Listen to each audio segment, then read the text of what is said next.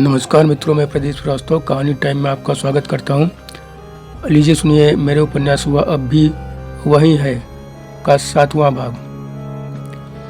भाई ने जल्दी जल्दी लिखा था कि तुम दोनों वहां ठेला वगैरह सब बेचकर वापस आ जाओ। तुम्हारी भाई के परिवार में केवल उनकी भाभी और एक 3 साल का बच्चा ही बचा है। माँ बाप, उनका भाई और 2 बच्चे एक्सीडेंट के 4 दिन बाद ही चल बसे। भाभी अब भी गंभीर है। 3 महीने से पहले बिस्तर से उठ पाना भी मुश्किल है। बच्चा भी गंभीर है। अब इस हालत में उन्हें छोड़कर आ पाना संभव नहीं है। उन्होंने लकड़बग्गे को यह भी लिखा था कि यदि तुम वहीं रुकना चाहते हो तो ठीक है, तब सामान मत बेचना, बस छब्बी को यहाँ छोड़ जाओ। उन्होंने एक फ़ोन नंबर भी दिया था कि पत्र पाते ही इस नंबर पर फ़ोन करो। फ़ोन नंबर पाकर मुझे बड़ी राहत मिली कि चलो अब बात हो जाएगी। भाई को सब बताकर कहूँगी कि तुम खुद यहाँ आकर मुझे ले चलो। उससे पहले इस नारकी कीड़े लकड़बग्गे को पुलिस के हवाले करके इसकी हड्डी पसली तुड़वाओ, जेल पहुँचवाओ। इसने तुम्हारे साथ, तुम्हारी बहन के साथ विश्वासघात किया है। मैंने पत्र को छिपा कर रख दिया कि मौका निकाल कर फ़ोन करूँगी, मगर मेरे भाग्य ने मेरा साथ नहीं दिया। मैंने पत्र को अपने ब्लाउज में ही खोस लिया था। मेरी मति ही भ्रष्ट हो गई थी कि दिमाग में यह नहीं आया कि जब वह राक्षस किसी भी समय हवस मिटाने लगता है, कपड़े खींच खींच कर फेंक देता है, तो ब्लाउज में छिपाया यह पत्र उसे कहाँ छिप पाएगा। उसी रात वह पत्र उसके हाथ लग गया। उसे पढ़कर उसने कहा, ठीक है, कल फ़ोन करेंगे। इस पर मैंने पूछा कि तुम मुझे घर छोड़ाओगे, तो वह चुप रहा। तो मैंने कहा, तुम नहीं चलना चाहते तो मत चलो, मुझे ट्रेन या बस में बैठा दो, मैं पूछते पाछते चली जाऊंगी। मैंने यह भी झूठ बोला कि घर में तुम्हारी गलती के बारे में कुछ नहीं कहूँगी। यह सुनते ही वह एकदम से भड़क कर बोला, मैंने कोई गलती नहीं की है, मैं कोई अय्यासी नहीं कर रहा हूँ। मैं तुझे प्यार करता हूँ और तुझे अपनी पत्नी बनाना चाहता हूँ। मैं किसी से डरता नहीं। मैं तुझे अपनी बीवी बनाकर रखूँगा, ठीक है? मैं तुझे अपनी बीवी बनाकर ही रहूँगा। 1-2 दिन में ही तेरी मांग भर दूँगा, शादी कर लूँगा, तभी लेकर चलूँगा। मैंने कोई चोरी नहीं की है जो किसी से डरूँ। इसके बाद उसने पत्र अपने पास रख लिया। लाख हाथ जोड़ने पर भी नहीं दिया। उसने अगले दिन शाम को बताया कि उसने भाई को फ़ोन कर दिया है कि किराए के लिए पैसे का इंतजाम होते ही छब्बी को लेकर आएगा। वह किसी भी सूरत में मेरी बात कराने को तैयार नहीं हुआ। 2 दिन बाद वह मुझे लेकर बाजार के लिए निकला। पहले तो बीच पर ठेला लगाने के लिए जो भी ज़रूरी सामान चाहिए था वह खरीदा। फिर मेरे लिए एक सेट अच्छा सा कपड़ा खरीदा, साथ ही अपने लिए भी श्रृंगार का पूरा सामान खरीदा। तो मैं काँप उठी कि यह क्या वाकई मुझसे शादी करेगा।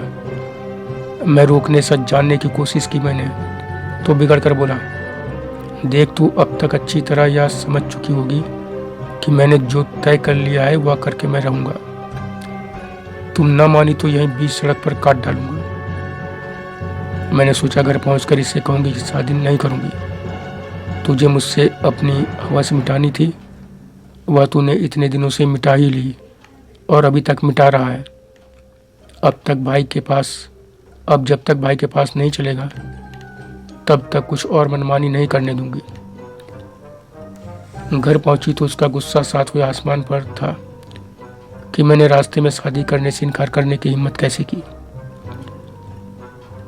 मेरा गला कसकर पकड़ के वह किचकिचाता हुआ बोला, देख मुझे ज़्यादा परेशान मत कर, नहीं तो यहीं अभी जिंदा जला दूंगा। उसके खुखार चेहरे ने मुझे एकदम तोड़ दिया, लेकिन मैं अब कमज़ोर नहीं दिखना चाहती थी, इसलिए गुस्से से कांपती हुई उसे अपने शारीरिक ताकत का एहसास कराने की भी कोशिश की। आंखों में आंसुओं को नहीं, गुस्से को भरने दिया। इससे वह और गुस्साते हुए मेरा मुंह दबाकर कई गालियां देता हुआ बोला, सुन, शादी आज ही होगी और यहीं होगी। मैंने कुछ लोगों को बुलाया है, वो हमारी शादी में शामिल होंगे। इसके घंटे भर बाद ही उसके 3 दोस्त आए, 2 महिलाएं भी थीं। उन दोनों ने मुझे फटाफट तैयार कर दिया। वह कमीना भी अपने लाए नए कपड़े पहनकर तैयार था। उन औरतों ने मेरा श्रृंगार कर मुझे एक तरफ बैठा दिया। उसके दोस्त ही खाने पीने का भी सामान लाए थे। सारी तैयारी हो रही थी कि तभी एक और दोस्त पंडित लेकर आ गया। उसी ने चाल में हम दोनों की गुड्डे गुड़िया की तरह शादी करवा दी। उसने सारे दोस्तों को इस तरह समझा बुझा रखा था कि किसी ने एक बार भी यह नहीं पूछा कि तुम्हारी तो शादी हो रही है, फिर तुम्हारी आंखों में आंसू क्यों आ रहे हैं, क्यों तुम्हारी आंखों से आंसू बह रहे हैं। कई बार यह सोचा कि इन सब से कहूँ कि मुझे इस धोखे से बचा लो, इस दरिंदे से बचा लो, लेकिन सब के सब जिस तरह उसके साथ व्यवहार कर रहे थे उससे हिम्मत ही नहीं पड़ी। औरतें तो उससे बराबर चुगलबाजी किए जा रही थी। गुड्डे गुड़ियों की सी इस शादी में जब उसने मांग में सिंदूर भरने के लिए हाथ बढ़ाया तो मैं सिहर उठी, चक्कर सा आ गया। मैं अपनी जगह लुढ़क ही जाती यदि पीछे बैठी महिला ने मुझे संभाल ना लिया होता। उसके गिरोह ने हर तरफ से मुझे घेर कर शादी की नौटंकी करवाई। फिर उसके अगले भाग की भी तैयारी की। मेरे लिए सुहाग से सजाकर सब चले गए, जो मेरे लिए एक बार फिर अंगारों से भरा बिस्तर ही था, जिस पर उस लकड़बग्घे ने मुझे उस पूरी रात नोच नोच कर खाया। समीना छब्बी या बताते बताते फूट फूट कर रो पड़ी थी। मैंने बड़ी मुश्किल से उसे चुप कराया। ऐसा नहीं था कि इस ढोंग भरी नकली शादी से उसके दुखों का अंत हो गया था। उसे जीवन साथी मिल गया था। नकली तो आखिर नकली ही होता है। उसने बताया कि उस दरिंदे ने 2 दिन खूब प्यार किया, घर पर ही रहा। उसके बाद तीसरे दिन ही मुझे साथ लेकर चौपाटी बीच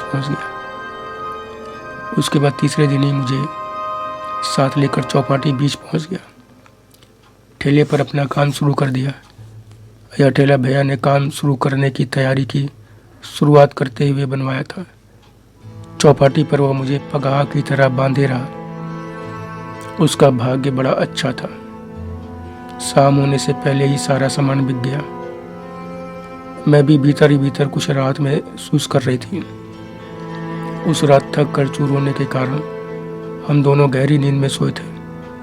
वह मेरे साथ पति की ही तरह व्यवहार कर रहा था, लेकिन मैं उसके साथ मजबूरी में लगी हुई थी, जो मेरे व्यवहार में साफ साफ नजर आ रहा था।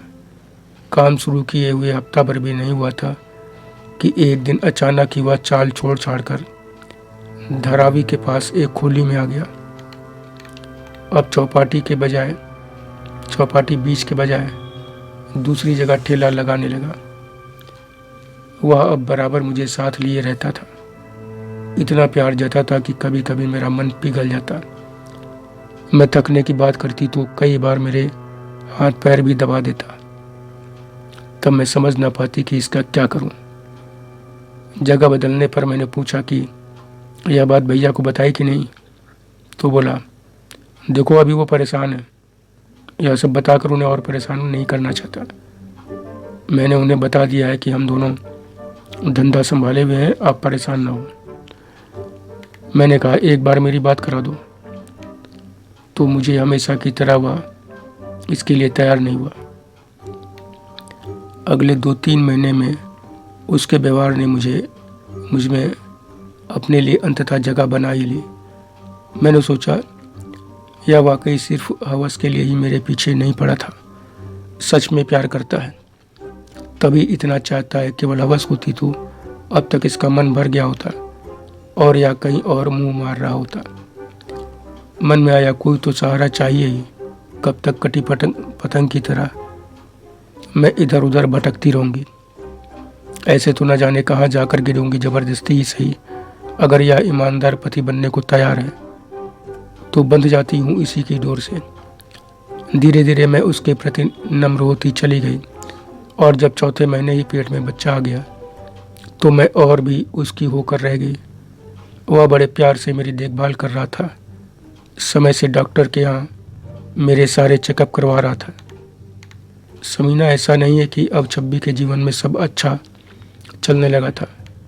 उसने बहुत सुबुकते हुए बताया कि जब उसके पेट में बच्चा 7 महीने का हो गया था और वह अपनी खोली में अकेली टीवी देख रही थी, तभी एक दिन दोपहर में किसी ने दरवाज़ा खटखटाया। छब्बी ने खोला तो सामने अपने भाई को पाकर वह अवाक रह गई। भाई भी उसे शादीशुदा माँ बनने की हालत में देखकर हक्का बक्का हो गया। मारे खुशी के वह भाई के गले लगकर फपक फपक कर रो पड़ी। भाई को अंदर लाकर बैठाया। पहले तो भाई इस बात पर गुस्सा हुआ कि उसको फ़ोन क्यों नहीं किया। वह कितना इधर उधर भटकता रहा। उसने कहाँ कहाँ नहीं ढूंढा। आज भी संयोग से ही एक पुराने साथी ने बताया। फिर छब्बी ने रो रो कर अपनी आप बीती बताई और यह भी बताया कि अब जो भी हो वह इस नियत को स्वीकार कर चुकी है, उसे पति मान चुकी है, उसके बच्चे की माँ बनने जा रही है। इसलिए अब तुम भी हमारी इस स्थिति को, हमारी इस स्थिति को नियत का खेल समझकर इस रिश्ते को स्वीकार कर लो। तो भाई भड़क उठा। उसने कहा, ऐसे धोखेबाज को मैं एकदम सहन नहीं कर पाऊंगा। उसने रिश्ते का खून किया है, कलंकित किया है। मुझसे इतना बड़ा झूठ बोला कि तुम बिना बताए किसी के साथ भाग गई। तो हम एकदम टूट गए कि 3 बहनें तो पहले ही भाग गईं। रही से ही कसर तूने भी पूरी कर दी। ऐसे दगाबाज को तू भी अपना पति मान बैठी है। छब्बी ने भाई के हाथ पैर जोड़कर खूब समझाया, रो रो कर समझाया कि आखिर अब कैसे उसे छोड़ सकता हूँ। इस बच्चे का क्या करूँ? इसे मार तो नहीं सकती ना? यह ना होता तो मैं अब भी तुम्हारे साथ इसी समय चल देती।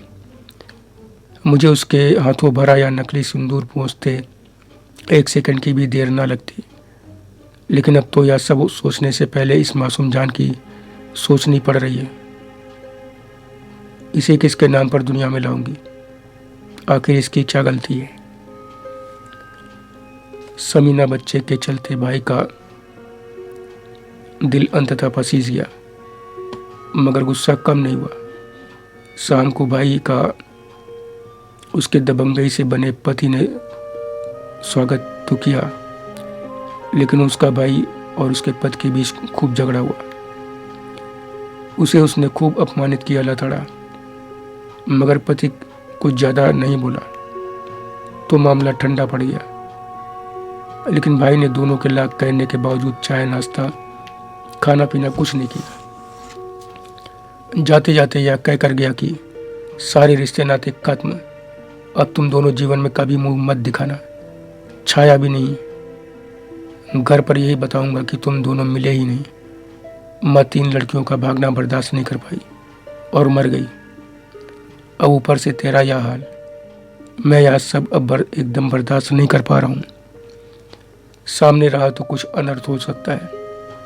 इसलिए अब ये पक्का मान लो कि घर वाले तुम दोनों के लिए मर गए हैं और तुम दोनों घर वालों के लिए। लाख मिन्नतों के बाद भी भाई बार बार भर आ रही अपनी आंखों को पूछते पूछते चला गया। दोनों ने उसे रोकने की हर कोशिश की, लेकिन वह नहीं माना।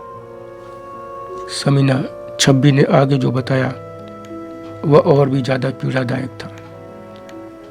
उसने कहा कि इसके बाद घर वालों से कोई संपर्क नहीं हो सका। नकली पति ने मुझे 3 साल के अंदर 2 बेटे दिए। मेरे 2 बेटे हुए। उसका धंधा भी खूब चल निकला था। जीवन अच्छा बीतने लगा था, लेकिन घर की याद मन को बराबर कचोटती रहती।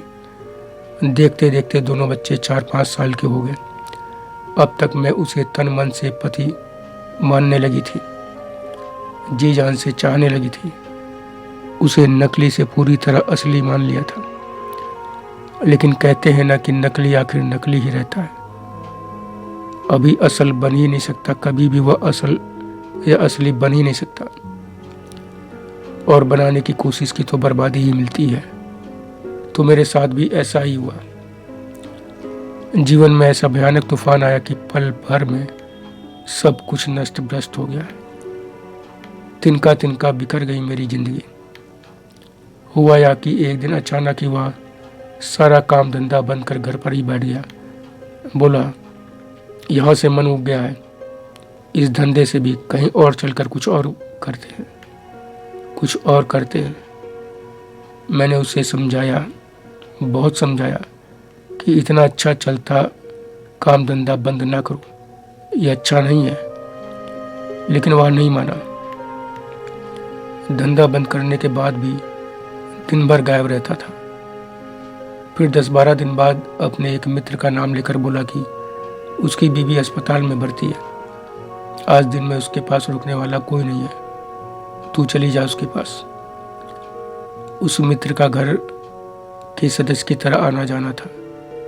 पूरे परिवार को मैं अच्छी तरह जानती थी, उनकी समस्याओं को भी, उसकी बीवी की बीमारी को भी। तो मैं बिना नानुकुर किए चली गई वहाँ। दोनों बच्चों को घर पर ही छोड़े गए कि हॉस्पिटल में कहाँ ले जाऊंगी। उस समय मुझे कहने भर को भी एहसास नहीं था कि हॉस्पिटल के लिए निकलते ही मेरी बर्बादी का तूफान शुरू हो जाएगा। जब शाम को लौटी तो घर की हालत देखकर मुझे लगा मानो मुझ पर वज्रपात हो गया है। बिल्कुल वैसा ही जैसा लकड़बग्घे द्वारा चाकू के दम पर चाल में पहली बार इज्जत लूटने पर हुआ था। जिसे जी जान से अपना पति मानने लगी थी, जिसके लिए अपने भाई घर को भी छोड़ दिया था, वह मेरे दोनों बच्चों और काफ़ी सारा सामान लेकर गायब था। कागज़ का एक टुकड़ा या लिख कर छोड़ गया था कि अब हमारा तुम्हारा कोई रिश्ता नहीं रहा, मैं अपने बच्चों को अपने साथ ले जा रहा हूँ, मेरे पीछे आने या ढूंढने की हिम्मत नहीं करना। समीना, इस तरह उस लकड़बग्घे ने छब्बी की दुनिया न सिर्फ न जाने क्या सोचकर एक बार फिर बसाई और फिर अचानक ही उजाड़ दी। उसने रो रो कर मुझसे कहा कि उस कमीने ने कलेजा चीर देने वाला जैसा दर्द पहली बार धोखे से इज्जत लूट कर दिया था, उससे कहीं ज़्यादा तोड़ देने वाला दर्द मुझसे मेरे बच्चे छीन कर मेरे बसे बसाए घर को उजाड़ कर दिया। समीना, जल्दी ही छब्बी को खोली भी छोड़नी पड़ी। बात फैलते देर नहीं लगी और नोचने वाले पीछे पड़ गए। साथ ही भूखों मरने की नौबत आ गई। भाई की तरह उसे भी एक मंदिर में शरण मिली। उसने करीब 2 हफ्ते एक मंदिर के बरामदे में गुजारे। वहीं आने वालों से जो प्रसाद मिल जाता उसे खाकर काम चलाया। देखते देखते वह एकदम कमज़ोर हो गई। एक दिन देर रात खूब तेज आंधी पानी आई। बरामदे की चौड़ाई कम थी, इसलिए छब्बी बहुत देर तक बुरी तरह भीगती रही। एक झोले में 2-4 जो कपड़े थे वह सब भी भीग गए। हफ्तों की भूख और कमजोरी, रात भर भीगे रहने, तेज हवा से उसकी तबीयत खराब हो गई। बेसुध वहीं जमीन पर पड़ी रही। सुबह पुजारी आया, उसकी हालत देखकर कुछ और लोगों की मदद से उसे चाय नाश्ता करवाया। उसकी हालत संभली तो उन्होंने अपनी पूजा संपन्न कर उससे बातचीत शुरू की। छब्बी ने उन्हें अपनी राम कहानी बताकर काम दिलाने की विनती की। पुजारी जी को छब्बी की हालत पर बड़ी दया आई। वो उसे अपने घर लेते गए। कहा, जब तक कोई कायदे का काम नहीं दिलवा देता तब तक तुम यहीं पर रहो। घर के एक कोने में सोने की जगह दे दी। छब्बी उनके घर का कामकाज संभालने लगी। पुजारी जी ने उसकी मेहनत, ईमानदारी की कड़ी परीक्षा ली। उसके 100% सफल होने पर उसे एक बड़े बिजनेसमैन के घर नौकरी दिलवा दी। पुजारी जी भी एक छोटे बिजनेसमैन थे, बड़े साधु स्वभाव के थे। इस दूसरी नौकरी में छब्बी ज़्यादा दिन नहीं रह पाई, क्योंकि मालिक का एक लड़का उसकी इज्जत के लिए बड़ी समस्या बन गया था। इस तरह छब्बी एक से दूसरे, दूसरे से तीसरे के यहाँ होते होते अंततः साहब के यहाँ नौकरी पा गई। साहब के यहाँ नौकरी पा गई तब से वहीं थी। वह बताती थी कि पति की धोखाधड़ी से वह बहुत टूट गई थी। बच्चों की याद आते ही उसका कलेजा फट जाता था। उसने बहुत कोशिश की उस क्रूर धोखेबाज पति को ढूंढने की, लेकिन वह नहीं मिला। घर से भी चिट्ठी पत्री का कोई रास्ता नहीं था। एक बार साहब ने कोशिश की तो भाई ने कहा, हम उसे नहीं जानते, वह मर गई है हमारे लिए। साहब के बहुत जोर देने पर उसने छब्बी से इतनी ही बात की कि भूल कर भी अपना काला मुंह लेकर यहाँ मत आना। यहाँ सब यही जानते हैं कि तू वहीं मर खप गई।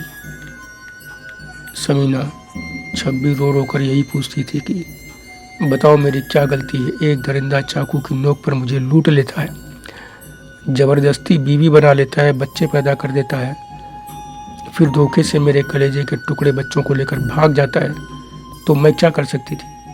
उस दरिंदे को कोई कुछ नहीं कहता। मेरी भाग जाने वाली तीनों बहनों से मेरी तुलना कैसे हो सकती है? जब उस दिन छब्बी का रोना धोना बहुत देर तक चलता रहा। उसे दो बातों का दुख सबसे ज्यादा था।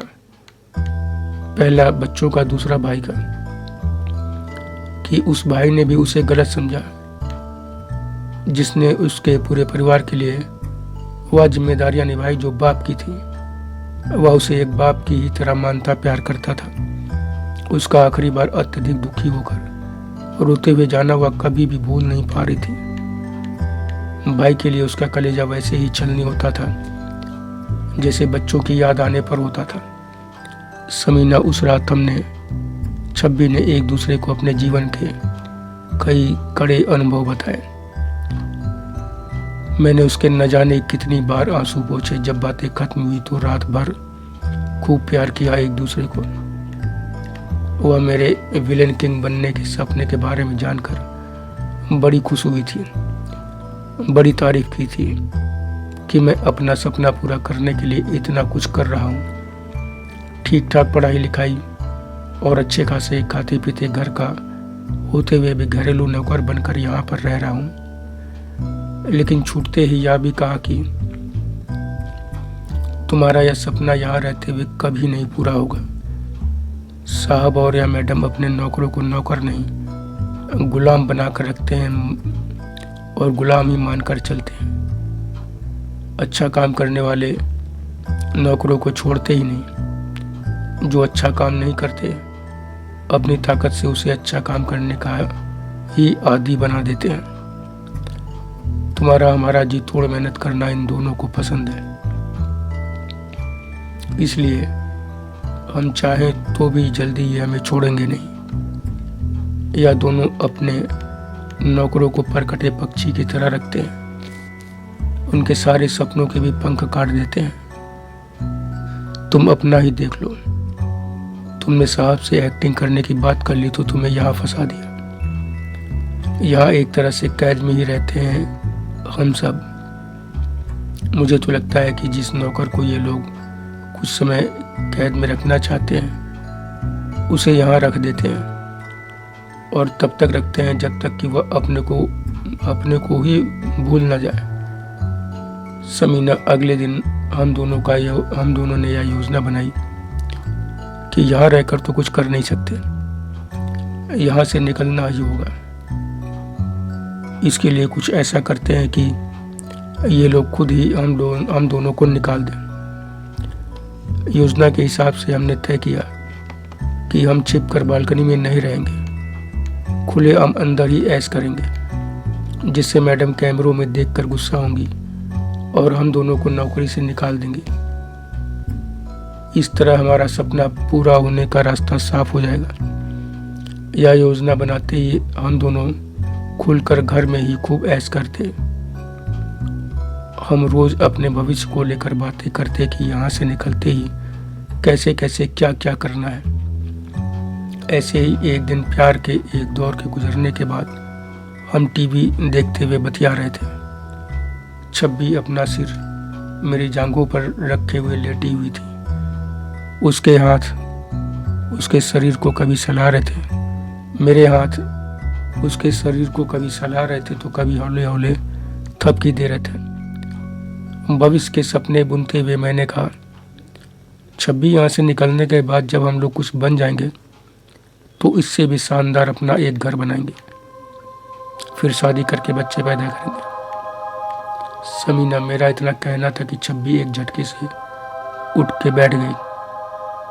छब्बी एक झटके में उठ बैठी, बड़ी तीखी आवाज में बोली, सुनो, मुझसे दोबारा कभी शादी की बात मत करना। अब मैं जीवन में न कभी शादी करूंगी, ना ही कोई बच्चा पैदा करूंगी। मुझे इन सब से अब घृणा हो गई है। दम घुटता है यह सब सोच कर भी। ऐसे ही जब तक जिया जा रहा है तब तक जीऊंगी, नहीं तो मर जाऊंगी। अचानक ही उसके इस बदले व्यवहार जवाब से मैं आश्चर्य में पड़ गया। मैंने कहा, तो मेरे साथ शादी के बिना तुम यह रिश्ता हमेशा ऐसे ही बनाए रखोगे? तो वह बोली, तुम चाहोगे तो रहेगा, नहीं तो नहीं रहेगा। उस समय उसके इस तरह बेलौस बोलने से मुझे बड़ा धक्का लग रहा था। मैंने कहा, लेकिन छब्बी, मैं भी तो चाहूँगा कि मेरी भी बीवी हो, बच्चे हों। इस पर वह एकदम चिटक कर बोली, तो कर लो किसी से शादी। तुम्हें अगर यह लगता है कि शादी के बिना किसी औरत के साथ नहीं रहा जा सकता, उसके साथ सारा जीवन नहीं बिताया जा सकता, तो किसी से भी बेहिचक शादी कर लो। भर दो उसकी मांग में ढेर सारा सिंदूर। लेकिन मेरे साथ यह कभी नहीं हो पाएगा, समझे? मैं भर पाई शादी से। क्या मान रखा उन दोनों कमीनों ने सिंदूर का। सिंदूर को तो उन दोनों ने अपने नीच कर्मों को पूरा करने के लिए हथियार की तरह इस्तेमाल किया। अरे जब इस पवित्र चीज का, उस पवित्र रिश्ते का मान रख ही नहीं सकते, तो उसे अपवित्र करने का काम क्यों करते हो? दूसरी बार धोखा मिलने पर ही मैंने भगवान को साक्षी मानकर कसम खा ली थी कि अब मैं किसी के कुकर्म का हिस्सा नहीं बनूंगी। सिंदूर तो अपने तन को छूने नहीं दूंगी। रही बच्चों की बात, तो आदमी साले औरत को ठोक ठोक कर मजा ले, साथ में बच्चा भी चाहे। औरत 9 महीने उसे पेट में अपने खून से पाले। 9 महीने उठना बैठना, सोना खाना पीना सब हराम। हजारों तकलीफों को झेलते हुए जान पर खेलकर अपने कलेजे का टुकड़ा बच्चा पैदा करे, और फिर जब मौका मिले तो साला मर्द औरत को लात मारकर माँ का कलेजा उसका बच्चा लेकर चल दे। समीना, यह कहते कहते छब्बी फूट फूट कर रो पड़ी। उसे अपने बच्चों की याद आ गई थी। मैंने उसे बहुत ही मुश्किल से चुप कराया। फिर सोचा बात यहीं खत्म करूं, लेकिन उस समय छब्बी जैसे शांत होने को तैयार ही नहीं थी। तो मैंने उसे समझाते हुए कहा कि छब्बी, ऐसा क्यों सोचती हो कि सारे मर्द एक जैसे होते हैं? मैं तुमसे बाकायदा शादी करूंगा, अपनी पत्नी बनाकर रखूंगा। जब तुम कहोगी तभी बच्चे के बारे में सोचूंगा। यह सुनते ही छब्बी फिर भड़कती हुई बोली, पत्नी तो उन दोनों कमीनों ने भी बनाया था। पत्नी बनाकर छुरा पीठ में नहीं, सीधा छाती में घोंपा। तुम जो कह रहे हो इसकी भी क्या गारंटी? आज तुम ऐसे हो तो ऐसा कह रहे हो, जब कल को कुछ बन जाओगे तो तुम्हें भी बदलते समय नहीं लगेगा। मैंने उसे समझाते हुए कहा कि छब्बी, जब हाथ की सारी उंगलियां एक बराबर नहीं है तो सारे आदमी कहाँ से एक जैसे हो जाएंगे? समीना, मेरी यह बात मानो तेजाब से बड़ा ड्रम था, और वह जैसे छब्बी पर पूरा का पूरा उलट गया हो। वह एकदम छटपटा कर किचकिचाती हुई उठ खड़ी हुई। सामने खड़ी होकर कांपती हुई कुछ क्षण मुझे देखती रही, फिर बोली, तुम भी जिस दिन कुछ बनोगे उसी दिन तुम्हें भी बदलते देर नहीं लगेगी। मैं उम्र और अनुभव दोनों में तुमसे बड़ी हूँ, और मेरा अनुभव गला फाड़ फाड़ कर यही कह रहा है कि तुम में भी पल भर में रास्ता बदलने के सारे कीटाणु भरे पड़े हैं। और मेरी बात का प्रमाण यह है कि तुम्हें भी और मर्दों की तरह औरत का चमकता दमकता खूबसूरत शरीर ही चाहिए। फिर उसने बड़े भद्दे ढंग से अपनी छाती अपनी जांघों के बीच हाथ मारते हुए कहा, तुम्हें भी तो यह सब कुछ सांचे में ढला हुआ ही चाहिए ना। अभी पूरा एक दिन भी नहीं बीता है। कल तुम ही तो कह रहे थे कि छब्बी तेरा ये जब मैं खूब पैसा कमाने लगूंगा तो डॉक्टर के यहाँ चलकर ठीक करा दूंगा। एकदम जवान लड़कियों सी हो जाओगी तुम। मेरे मेरे पेट पर बच्चे पैदा करने के निशान तुम्हें अखर रहे हैं। तुम्हारे ही हिसाब से बच्चों ने मेरी छातियों की सुंदरता निचोड़ ली है। अरे जब अभी कुछ नहीं हो तब तुम्हारे दिमाग में यह भरा हुआ है, जिस दिन कुछ हो जाओगे उस दिन मेरा यही शरीर जिससे आज चिपके हुए हो तुम्हें इतना बदसूरत, घिनौना, भद्दा लगने लगेगा कि मेरी छाया से भी घृणा करोगे, पहचानोगे भी नहीं, और मैं फिर फुटपाथ पर भीख मांग रही होंगी। बोलो, मैं गलत कह रही हूँ क्या? समीना। छब्बी उस समय घृणा की आग में धधकती एक मूर्ति सी लग रही थी। मुझे लगा कि जैसे उसने मेरी सारी चोरी पकड़कर दुनिया के सामने मुझे एकदम नंगा कर दिया है। मुझसे कुछ बोला नहीं जा रहा था। उसका मर्दों के प्रति बरसों से भरा गुस्सा एकदम से मुझ पर ही फूट पड़ा था। मेरी गलती थी तो सिर्फ यह कि एक दिन पहले मैंने उसे प्यार करते समय उसके शरीर के ऊपरी और निचले कुछ हिस्से को फिल्मी हीरोइनों की तरह सर्जरी कराकर खूबसूरत बनाने की बात कह दी थी, जिसे पहले मैं पत्रिकाओं में पढ़ चुका था। और सच यही था कि मेरे मन में उसके लिए कोई खोट नहीं थी। मैं उसको लेकर भविष्य के जो सपने देख रहा था उन्हीं में खोकर बस यूं ही कह दिया था। जो उसके मन में मर्दों के लिए भरी घृणा गुबार को बाहर निकालने विस्फोट का कारण बन गया। उसने बड़े तीखे शब्दों में कहा, मैं बहुत साफ साफ, बहुत अनुभव से कह रही हूं कि चाहे मैं हूं या कोई और औरत, अगर मर्द उसके ढीले ढाले अंगों, उसकी किसी भी बदसूरती को भी प्यार नहीं करता, उसे खाली खूबसूरती ही खूबसूरत चाहिए, तो फिर यह एकदम पक्का है कि वो उस औरत से प्यार नहीं करता। उससे उसे कोई लगाव नहीं है। वो उसे धोखा दे रहा है। कोई और औरत ना होने तक उससे खाली अय्याशी कर रहा है बस। और सुनो, बुरा नहीं मानना, तुम मेरे साथ अय्याशी ही कर रहे हो बस। मैं भी तुम्हारे साथ अपनी कुचली हुई दम निकलती जिंदगी में कुछ सांस भरना चाहती हूँ, तो तुम्हारे साथ लगी हूँ। जैसे तुम मर्दों का खाना जब तक औरत ठोंक बजा नहीं लेते तब तक नहीं पचता, वैसे ही हम औरतों के तन बदन में भी मर्द के लिए आग लगती है। उसको बुझाने के लिए हमें भी मर्दों के साथ की जरूरत होती है। पहले मैं इसे पाप समझती थी, लेकिन मर्दों ने ऐसे ऐसे घाव दिए कि मेरा मन बदल गया। अब मैं यही सोचती हूँ कि पाप तो इस आग को पाप समझना है। ठीक है, मैं कह रही हूँ कि पाप तो इस आग को पाप समझना है। अगर यह मर्दों के लिए पाप नहीं है तो हम औरतों के लिए पाप कैसे है?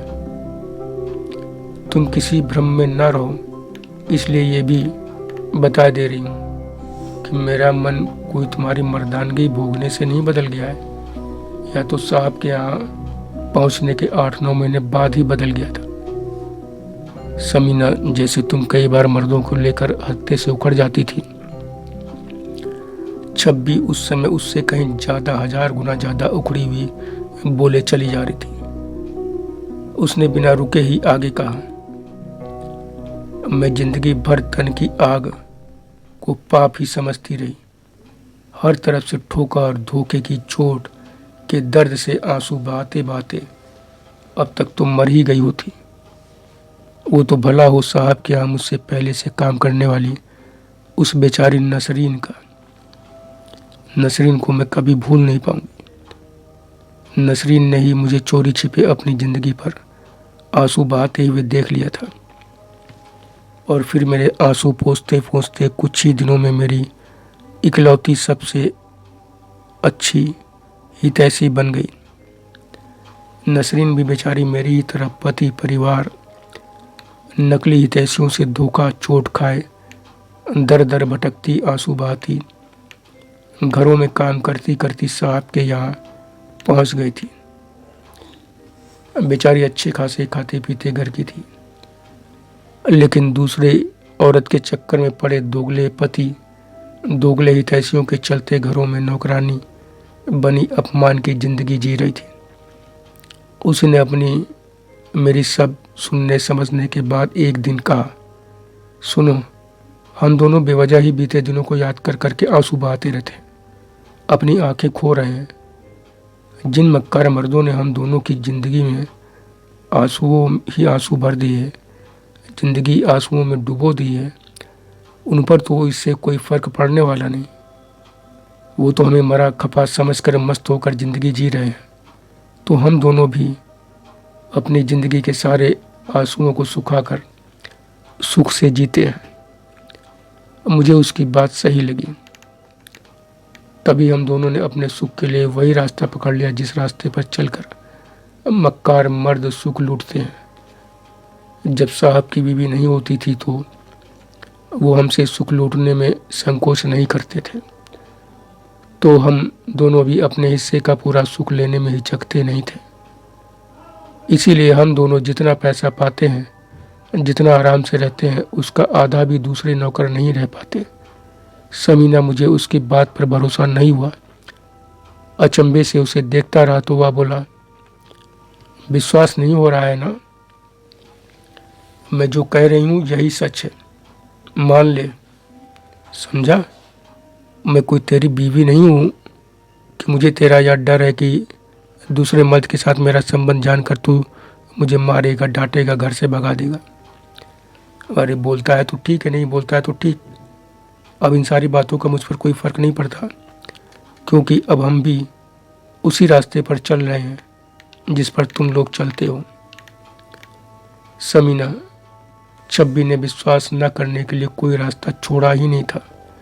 तो मैंने कहा, जब तुम ऐसे कह रही हो तो विश्वास कैसे नहीं होगा? लेकिन ये बताओ, जब साहब की पत्नी रहती है तब तुम दोनों क्या करती हो? इस पर वह बोली, अरे ये भी कोई पूछने की बात है?